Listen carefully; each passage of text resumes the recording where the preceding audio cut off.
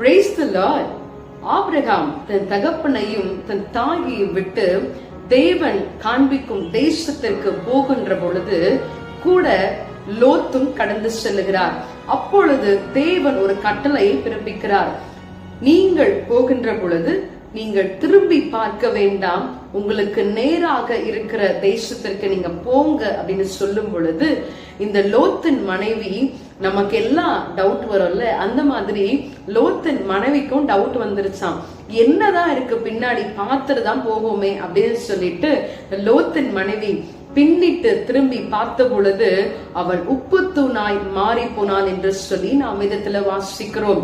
பிரியமானவர்களே, நாமும் கூட அநேக நேரங்களிலே நம்முடைய பழைய வாழ்க்கையை பின்னிட்டு பார்த்து குற்ற உணர்ச்சிக்குள்ளாளாகி நமக்கு நேராக வைத்திருக்கிற ஆசீர்வாதத்தை நாம் இழந்து போகிறோம். பிரியமானவர்களே, மாத்திரமல்ல, கீழ்ப்படியாமையின் பிள்ளைகளாக தேவன் நமக்கு கொடுத்திருக்கிற காண்பித்திருக்கிற வழியை பாதையை பிடித்துக் கொண்டவர்களாக நாம் செல்லாமல் நமக்கு தோன்றின வண்ணமாக கீழ்ப்படியாமையை பிள்ளைகளாய் நாம் வாழ்ந்து கொண்டிருக்கிறோம்.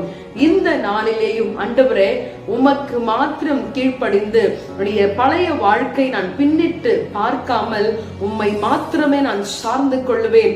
என் வாழ்க்கையானாலும் சரி, அது லாபமானாலும் சரி, நஷ்டமானாலும் சரி, நீர் எதை எனக்கு கொடுக்கிறீரோ அதை மாத்திரம் நான் பெற்றுக்கொள்ள, அந்த லக்கை மாத்திரம் நான் தொடர்ந்து பிடிக்க ஓடுவேன் என்று சில இடத்துல விட்டுக் கொடுப்போமா? Praise the Lord. வாழ்வும் இயேசுவே, சாவும் லாபமே, அவர் பெருகவும் நான் சிறுகவும் வேண்டுமே. கிருபை தருகிறார், விருதாவாக்கிடேன், அதை நித்தமும் காத்து கொள்வேன். கிருபை தருகிறார், விருதாவாக்கிடேன், அதை நித்தமும் காத்து கொள்வேன்.